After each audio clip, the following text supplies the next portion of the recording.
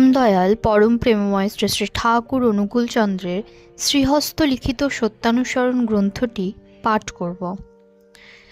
আজকের বাণীটিতে বলা হয়েছে যে খেয়াল বিবেকের অনুচর তারই অনুসরণ করো, মঙ্গলের অধিকারী হবে। বিস্তারে অস্তিত্ব হারাও, কিন্তু নিভে যেও না। বিস্তারই জীবন, বিস্তারই প্রেম। যে কর্মে মনের প্রসারণ নিয়ে আসে তাই সুকর্ম, আর যাতে মনে সংস্কার, গোঁড়ামি ইত্যাদি আনে, ফল কথা যাতে মন সংকীর্ণ হয়, তাই কুকর্ম। যে কর্ম মানুষের কাছে বলতে মুখে কালিমা পড়ে, তা করতে যেও না।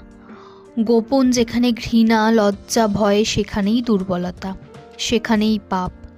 যে সাধনা করলে হৃদয়ে প্রেম আসে, তাই করো।